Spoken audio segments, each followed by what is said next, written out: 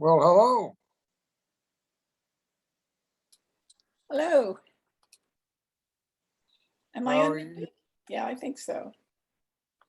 Almost fell asleep, Art. Oh, well, I did fall asleep for a little while there before we I came on. sat down for a light lunch and I just found myself wanting to close my eyes in the worst way. It's a good day for taking a nap. Yeah, it is. Let me get to my book here. Did you have a lot of success at your booth? Uh, what is success? Well, I was hoping we'd have more than we did, but it's the way it is. No, that's not what I wanted to do. Come on, where's the table of contents? Are we going to go to Lord or the Way? The Way. Okay. All right. I like that chapter. Well, Glenda said that They were Made a long fun- though. made a funny comment. She said, "I'm having a hard time with this book," and I said, "Oh yeah, what do you mean?" She says, "I just can't put it down. I can't. I want to read it and read it and read it." So I I can see I what. had found it to be very good, and I've enjoyed it because she's making it kind of like a memoir. Oh yes. And I went out and Googled her yesterday afternoon after I finished The Way, and I watched a 30-minute video of her Oh. presenting it at Riverside Church in New York to a group, presenting her book. And she didn't give in really great details, but she discussed each chapter briefly but she did tie it to her life. And I have found that to be true in this book and her experiences. It's very autobiographical. Yes. And very different from my own experiences. So it's Yes. interesting. Yeah. Mine too.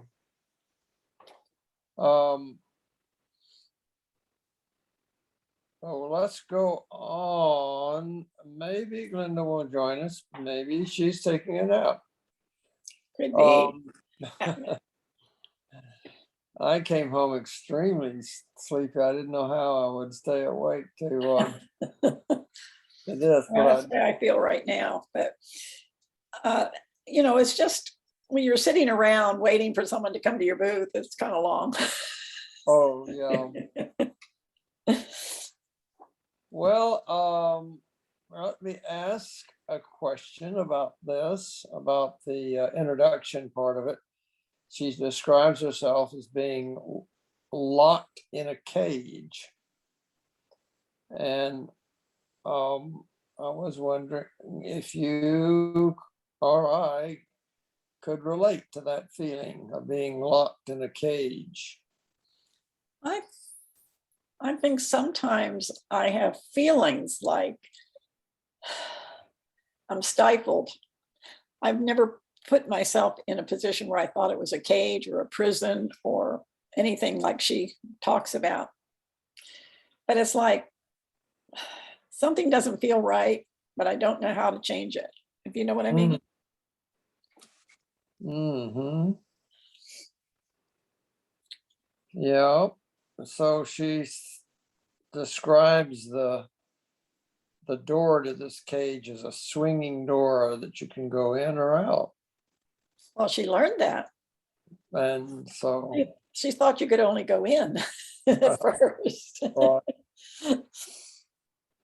Yeah. So in that first chapter, she eventually gets divorced from her Calvinistic husband. And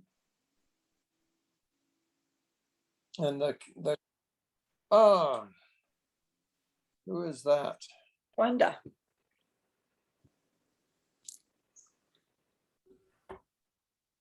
Yes, it is.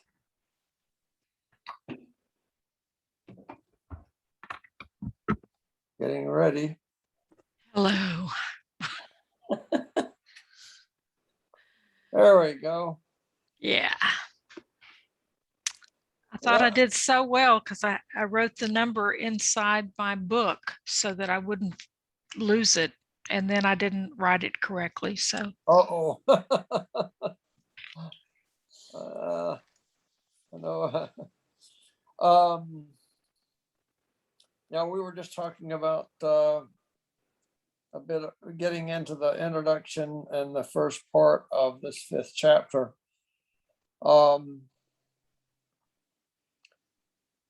It, Yep.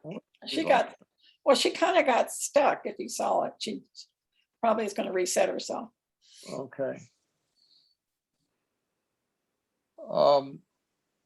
Any rate, how did you feel about the theological tension with conservatism that she wrote about in this section?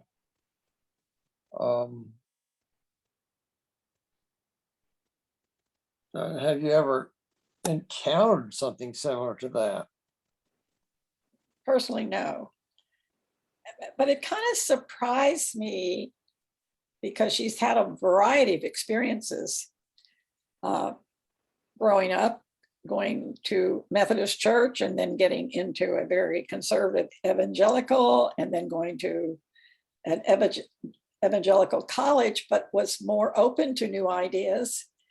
And then going to the seminary, which sounded like a bummer to me.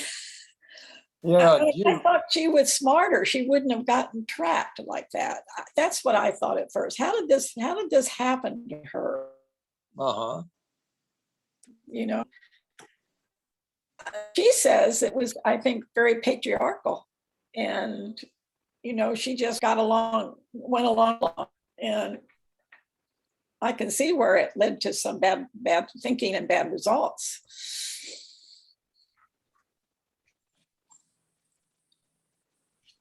Yeah, Glenda, we were talking about having ever experienced this extreme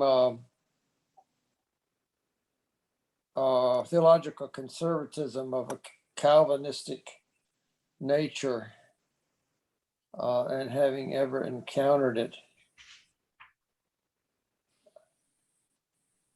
yeah, I did. I lived it.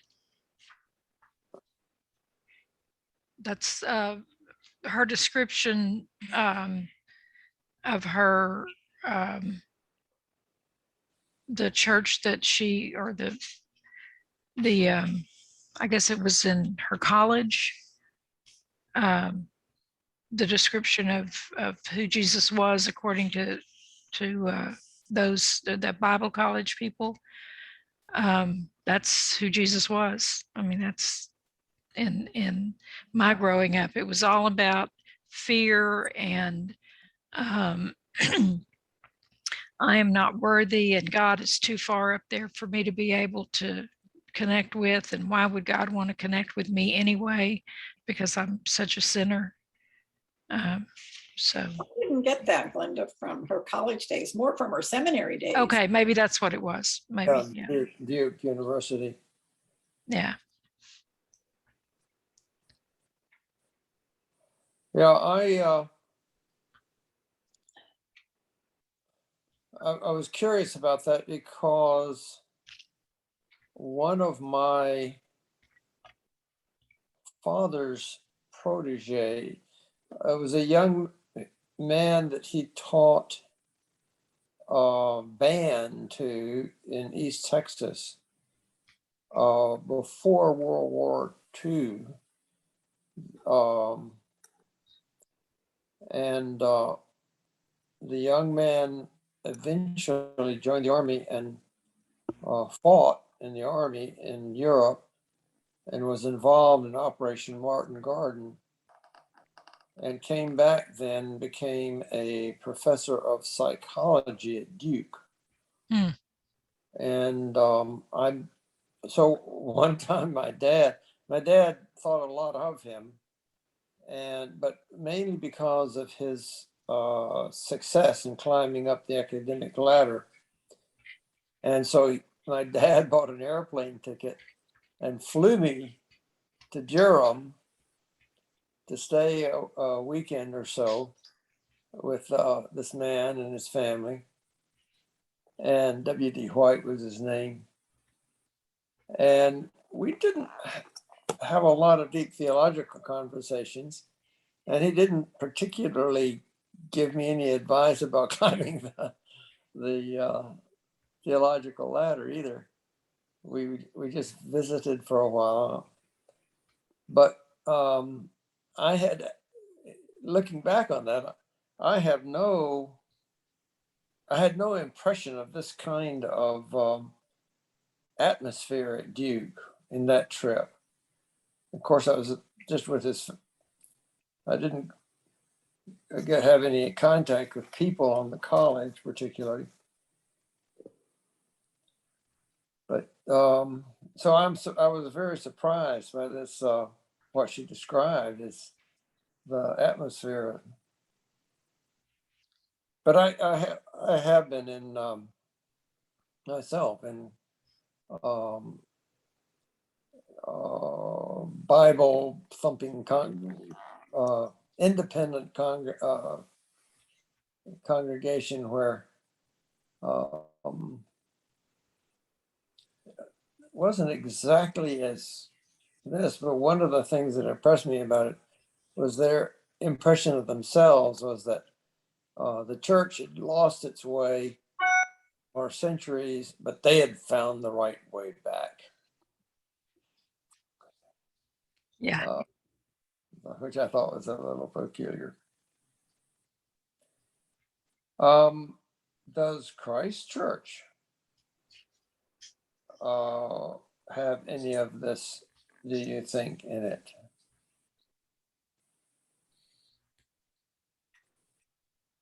This gloomy orthodoxy? Not that I've encountered. I haven't either. There may be some that think along those lines, but I've not encountered them or heard anything like that. Yeah. No, it's theological madness, and in fact, it resulted in her own madness. She was taking Prozac. Yes. Well, she sounded like she almost jumped out a window. Yeah. I mean, I find that whole chapter very disturbing, and I just feel so bad for her.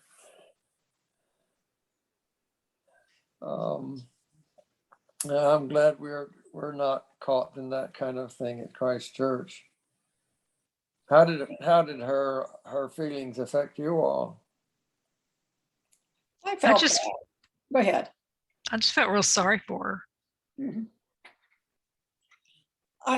But I said earlier to Art, with all that she had studied on her religious studies, I would have thought she could have caught the trap. Yeah. Yeah, it seems odd. But at any rate, that's Well, you know, late in this chapter on the way, she talks about how she had, excuse me, for her whole life, she had tried to be what everybody else wanted her to be. And so even in her studies, you know, she was still trying to conform to what other people thought. And it wasn't until she kind of came to herself that she, I guess, reflected on everything that she had studied and everything that she had learned and decided that she didn't have to believe what other people believe just because they wanted her to believe it, that she had a brain and a very strong faith in Jesus and relationship with Jesus, and she could walk with Jesus in the way that she thought he was calling her to walk. right. She began to travel the less traveled road, is what she calls it. Yes. Have you been on a journey on a less traveled road, as she called it, enveloped in love is the phrase she used.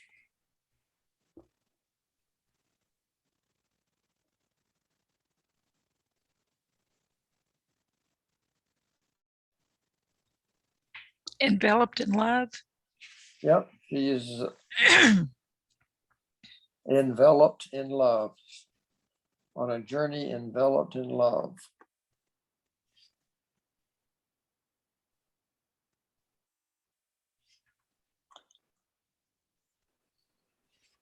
I don't know that I've ever thought of it exactly that way.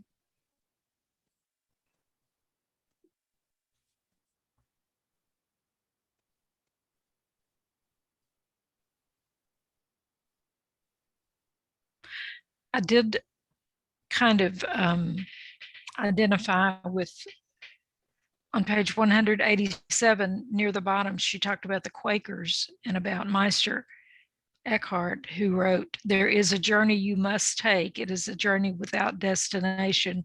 There is no map. Your soul will lead you, and you can take nothing with you." That resonated with me.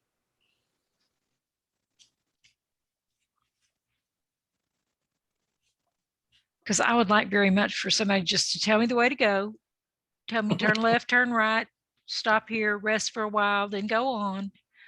And somehow it just doesn't happen that way. No. I often reflect on the influence my profession had. I did a lot of computer programming, which you absolutely have to follow the rules to the last dot and tittle. Yeah. The program will never run. It was kind of like that. But that's true computer programming, but I don't think it's necessarily true of our life journey. No.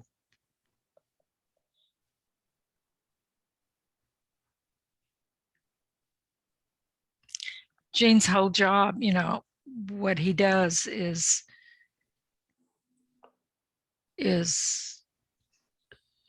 programmed, you know, his whole design work. And he's built the programs himself for different kinds of structures. But he can tell, he's done it enough that he can tell when after he's input everything and he gets an answer, he can tell, wait a minute, that's not right. That can't be. And then he has to go back and see where he put what he did wrong, you know, either with the program itself or with the input data to figure out.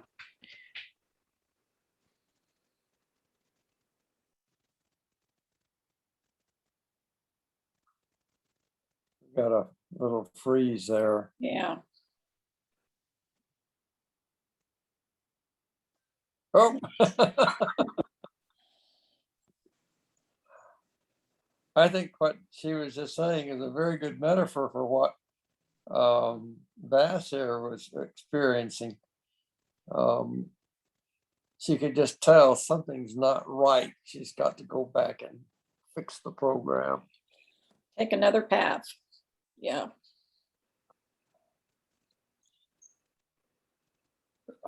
She also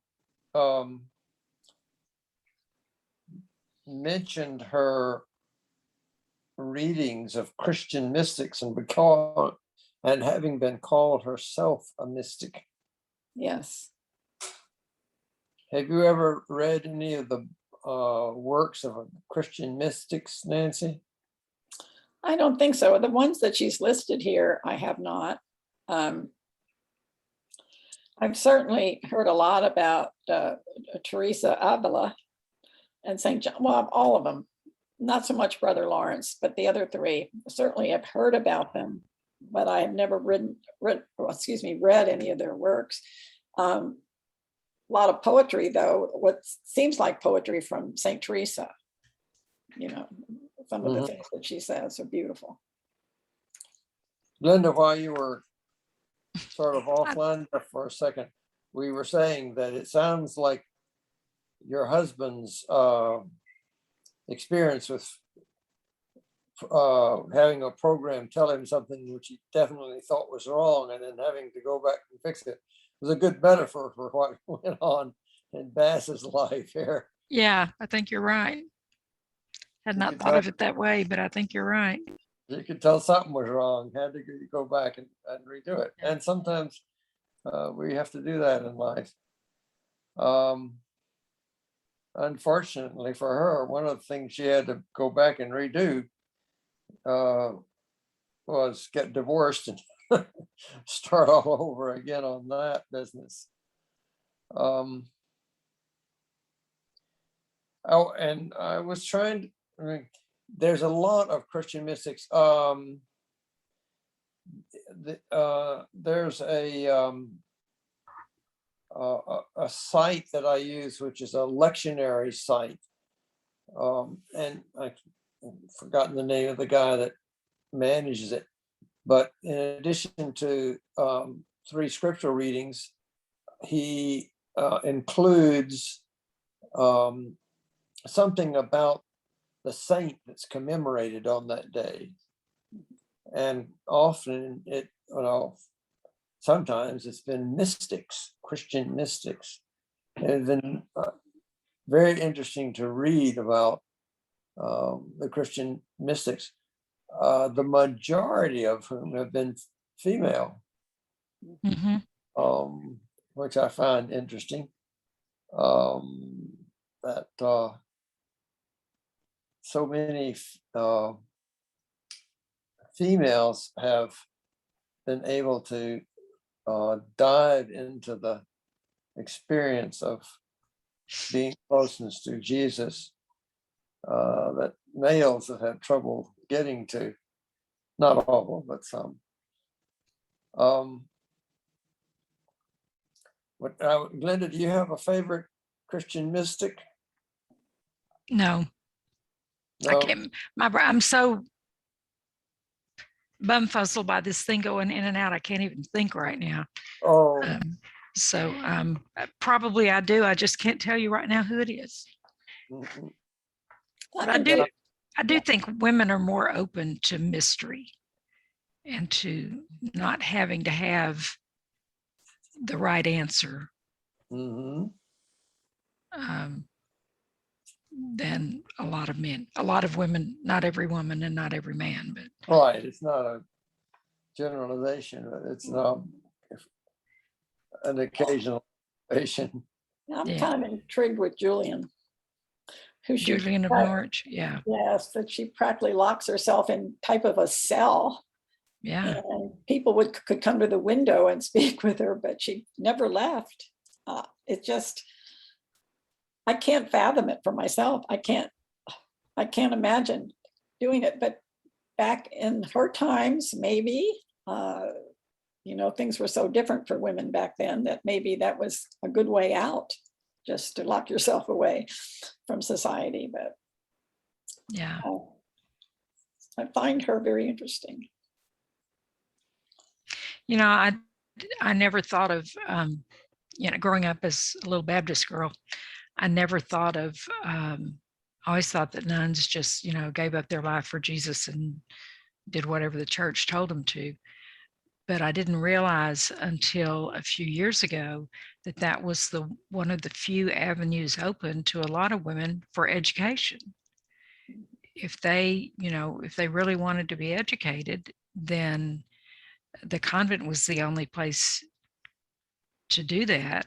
And if they were fortunate enough that their parents would send them to the convent for education and they wanted more than just the standard education, then they pretty much had to say, okay, God's calling me to be a nun, so that they could continue on with their particularly theological studies. Mm.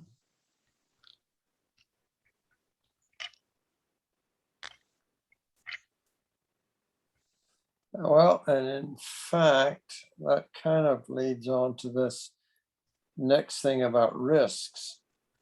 I mean, that's a risky thing to do. Mm-hmm. That's a spiritual risk. Um, so I raised the question, can either of you share with us spiritual risks that you have taken?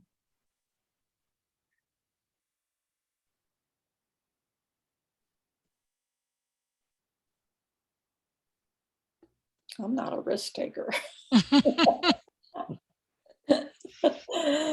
of hard here.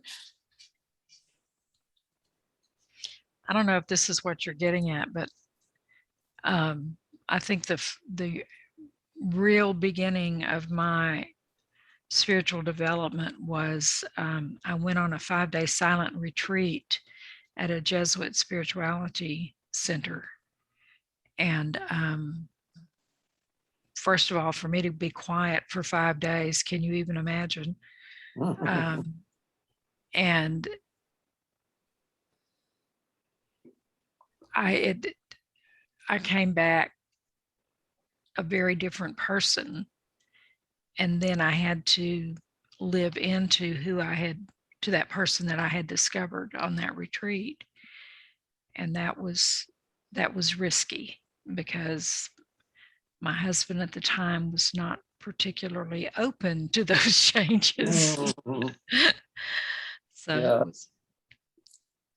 it was interesting.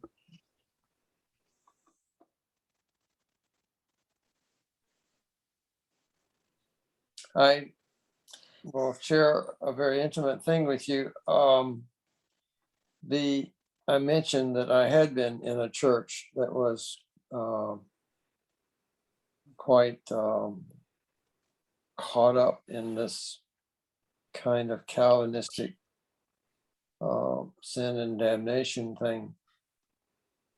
And the reason was that my wife had fallen in love with, I think, more of the music, worship music of the church than the church itself, and had decided to leave the Episcopal Church.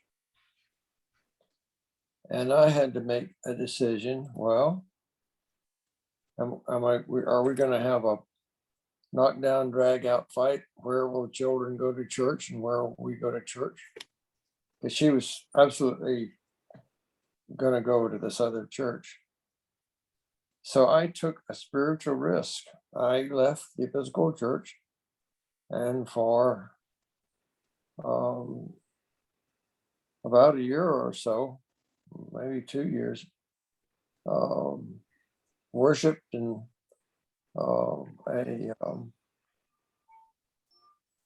I can't think of the word, church that encouraged speaking in tongues in the worship service. And Pentecostal. Yes, Pentecostals. And having people fall down in the spirit. So this, I'll tell you a funny story.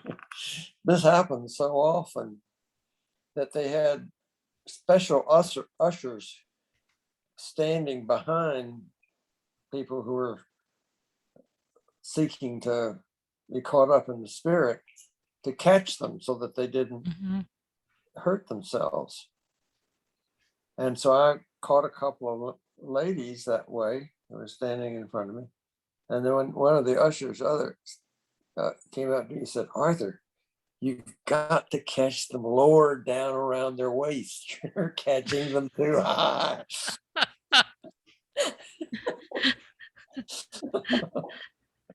I was horrified, mortified. What have I done in church? Anyway, God has a sense of humor. I know he does. Um, Well, I want to know if you did that, how did you come back? how did I come back? Oh, I thought you meant how did I come back No, from to the Episcopal Church. Yeah. ladies? No, no, no, no, no. It was a rather desperate thing. I quit my job. I changed jobs. So I was working at the I was chief of physics at the Cancer and Therapy Research Center in San Antonio, Texas. A friend of mine offered me a position in MD Anderson. And so I took him up on his offer. So we literally left town and went to Houston and found another church in Houston. Still wasn't an Episcopal church. We were still, but it was a far less theologically, I thought, dangerous church than what we'd been in. And I was really afraid of what was going to happen to my two boys as they went up through puberty in that kind of atmosphere. It was any rate, things worked out, and eventually we got back to the Episcopal Church. I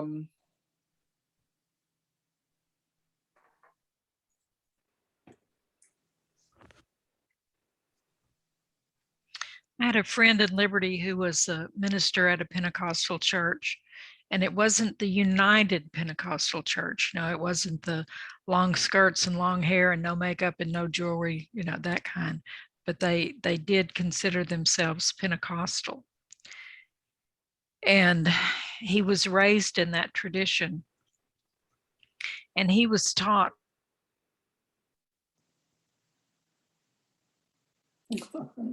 Uh-oh.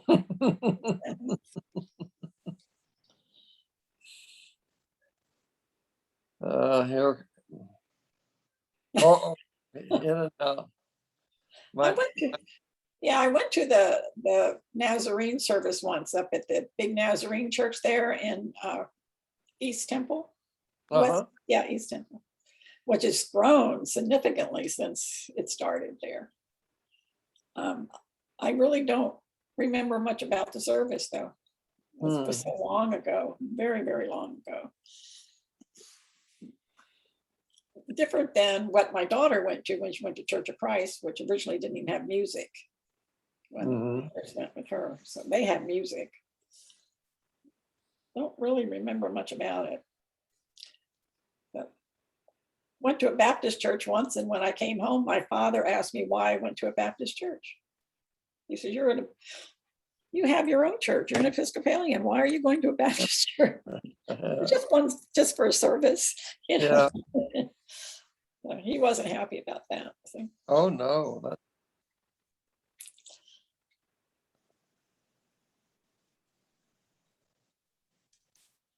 I'm going to have the numbers memorized.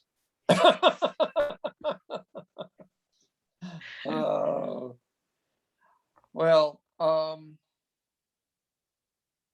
okay, let me get to another one. I've got these questions that I wrote down, and I hope they're helpful. Oh,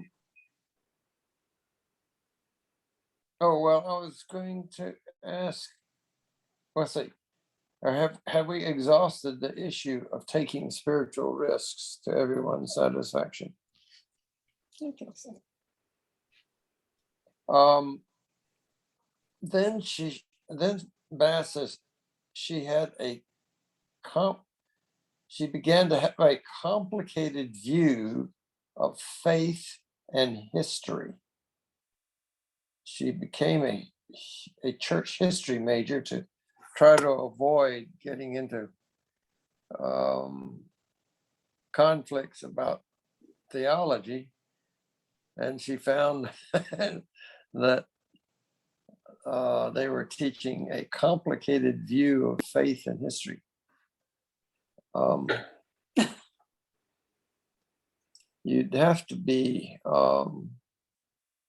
delving pretty deeply into church history, which is what she was doing, to even have this complicated view. But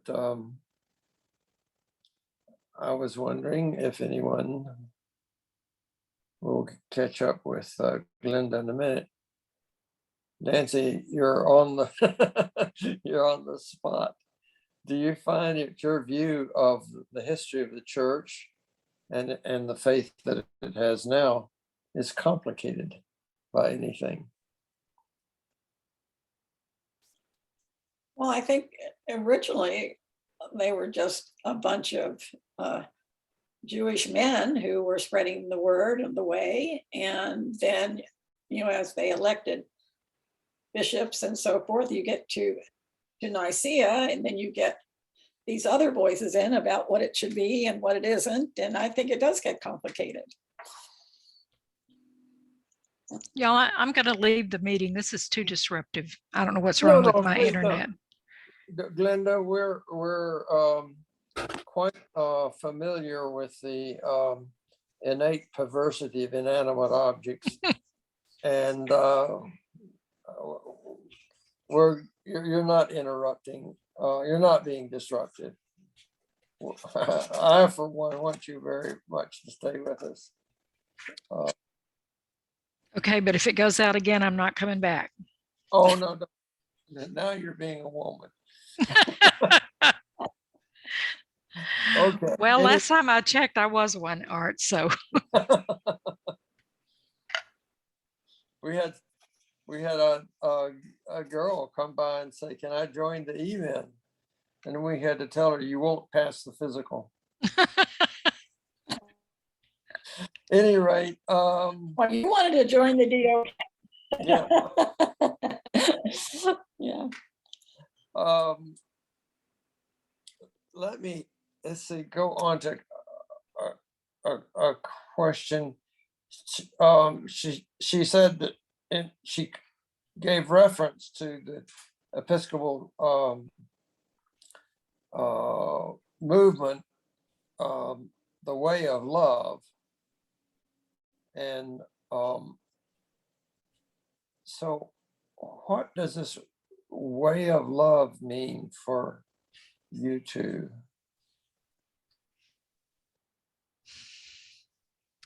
I think it's really hard to live up to.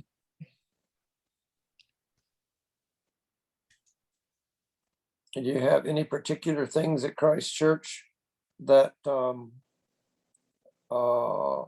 strike you or as walking in the way of love, other than putting up with me? I think there's a lot at Christ Church. Christ Church Caring, Mm-hmm. Backpack Buddies, Mm-hmm. Feed My Sheep. Yeah. Yeah. Mm-hmm. The all the adult formation and opportunities that we have, and our children's formation, which is getting back, Mm-hmm. I mean, if you just walked around the church today, you saw lots of examples of that, I think. Mm-hmm. One of the examples I find is the acceptance and encouragement of a homosexual couple, Mm-hmm. and the open-armed love of them by the most of the congregation. I know of at least one of a couple has left Christ Church primarily because of that. Well, that's too bad. That is too bad. But It is too bad. And I think Jennifer and Michelle are really special people. And those two children that they're raising are just as cute as can be. oh yeah, but that is an incredible example of walking in the way of love. Yeah. I don't think they're the only ones though either. I think we have more. Maybe not just as obvious, but there's more. Yeah, I think you're right.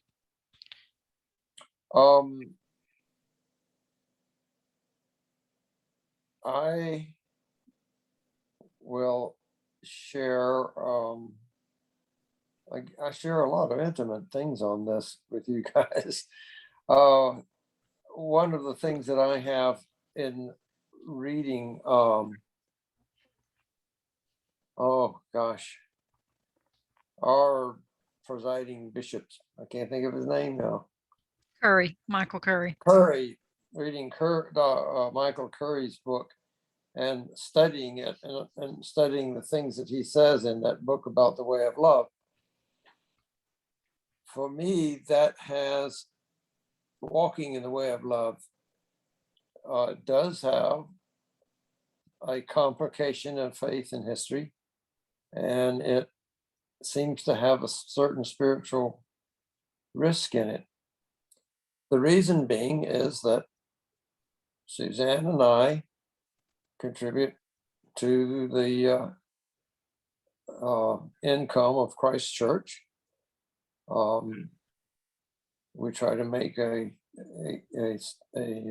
sacrificial contribution. I have a brother who is a saintly person. He's a confirmed bachelor. He lives in Garland, Texas, but he goes to church at a church in Arlington, Texas. And it's a church that he and my dad went to after my mother died, and my father became a little bit harder to live on his own. He and my brother bought a house and lived together. And my brother kind of looked after my dad for a while. But they went to a church there in Arlington. And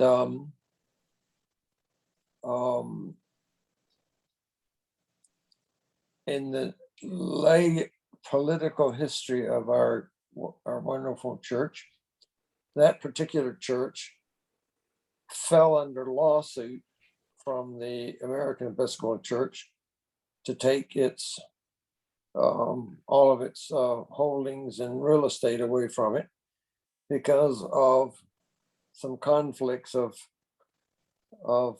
theology between the Episcopal. So I find my brother was contributing to that church, and that church was paying their lawyers to fight the lawyers that were being paid by my contributions to the Episcopal Church.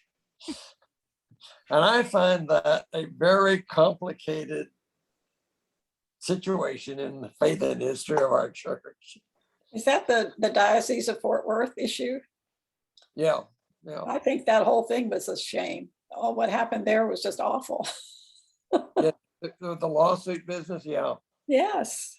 And the loss of the churches. Oh my gosh, that was horrible. Yeah. They're not the only ones. That happened all over the country. They're Wow. just the ones closest to us. We went through that when the new prayer books came out in the late 70s, and ordination of women. And, there was always something that upset people in the church and they wanted to break away. Yeah. And it's sad. It's a very sad history. Well, so walking in the way of love for me is loving Bishop Curry and just going ahead and loving people and walking in a faith relationship with Jesus. And even though it is complicated and it seems to have certainly emotional risks for me in my spiritual life. So this gets down to, do you hear an inner voice? Bass talks about hearing this inner voice.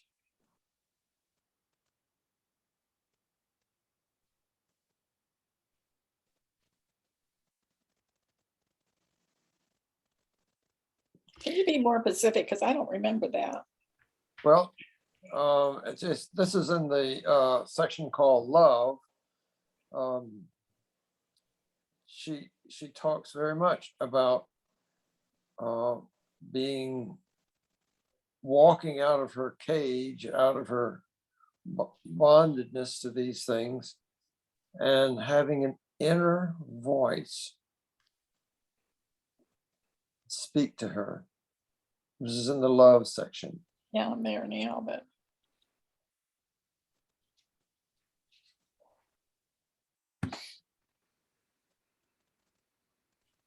it's not like hearing the voice when she was in the cathedral. Get me out of No, here. no, not at all. But it's her inner voice guiding her and prompting her. I don't know about a voice, but I do get very strong feelings about what I should or should not do, where I should put my time and energy. And over time, I've learned to pay attention to that. Like, I think that that's more like what I would say I feel is that it's more intuition. But it's probably is God, but it's, you don't perceive it that way at first. You just get the strong feeling that you need to change or you need to do something that you're not doing. You need to call somebody. It's just, I would I don't hear it as a voice. no, I don't hear it as a voice, but I hear it as having my attention called to something. Mhm. Yes. Yeah. There's something that's sort of directing my stream of consciousness to something. And a lot of times my first reaction is, oh, wait a minute, I've got I'm in the middle of something, be quiet, leave me alone.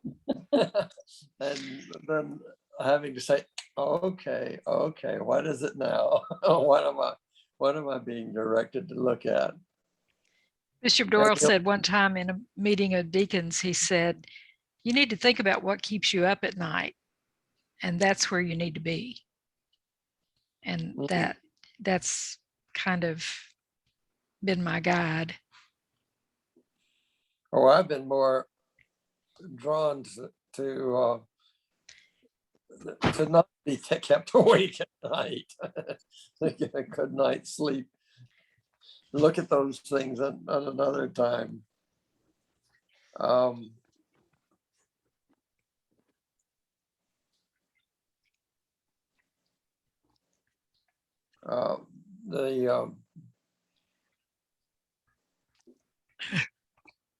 do have my Citadel, I think I've talked to you about often, that I go to at night.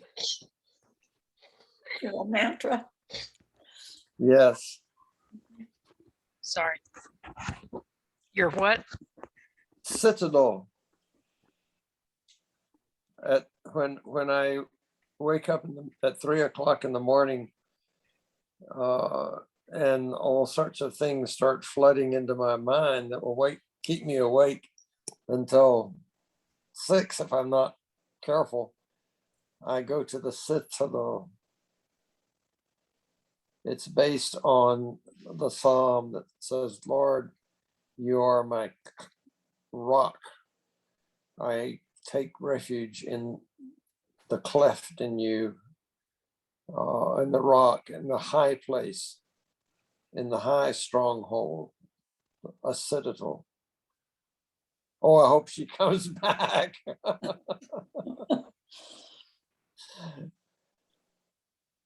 That's still going on, Nancy. I mean, that amazing thing. It's a miracle, and it happens almost every day. I think that's wonderful, actually. I have to, I mean, the Lord can withdraw it at any time. That there's a need to, but until He does, I just give Him thanks for it, because I get very good sleep at night that way. Um, I tend to have that issue too, and it can happen at 2 o'clock or 3 o'clock, sometimes at 4 o'clock. yeah, But once it happens, I fight it. I fight it. I fight it. I haven't found something that works. Maybe I should try to read that psalm. I eventually get up. If I, sometimes at 2 o'clock, if I just get up for an hour and I go out and do some reading, mm-hmm. I can go back to bed and go back to sleep. Well, that's good. But I'm an Yeah. early morning person, so getting up at 4 is nothing for me. I Each of can get us up at 4. Each of us is uniquely different, and God, the way God handles us is uniquely different. Absolutely. I'm going to ask my last question here. Do you feel that Christ Church takes the call of God's love seriously? I do. I do. We all slip up at times, but for the most part, I do. I think Janice has been absolutely excellent of being a loving priest to the congregation. Mm-hmm. And Deacon Becky too. Oh, and definitely Becky. I'm totally, she's the greatest. Well, I love Becky. So, and they are taking and what Becky does, seriously. Becky is remarkable because she is actually out in the community doing this and loving everybody. Mm-hmm. Suzanne and I were together over at the Kyle Thursday. Mm-hmm. Becky is just really a remarkable lady. Mm-hmm. Totally remarkable. Well, I'm very grateful to the Lord for this.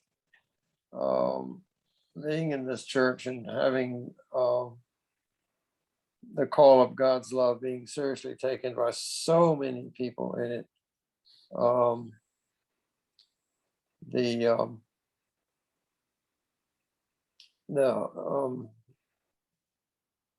Peter Kirshner is another one. He's really seems to be motivated by the Lord now. Certainly.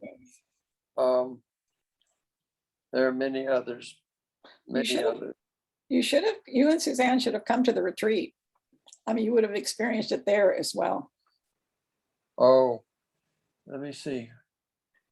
There was a reason why we couldn't do that. I can't remember what it was. Oh, no, but there's going to be another one next May. So, Well, we'll try to get to it. That's for sure. that's great. Okay, well, we will go on then next week. Is the presence. To chapter 6, which is the last chapter. Now there's a sort of a postlude after that. Yes. Should we? Are we going to do both of them or just the one? Well, next week we'll just do chapter 6. Okay. We may not do the one after that the week after.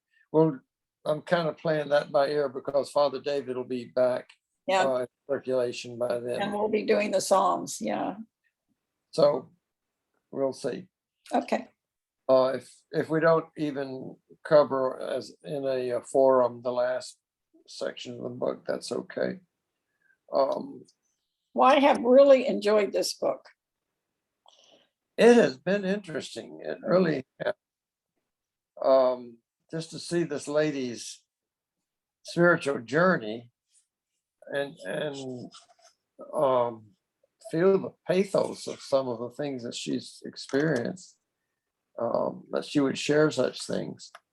Well, we did through, I think it was small groups, we did her study of gratitude, and a lot of us didn't connect with it that well.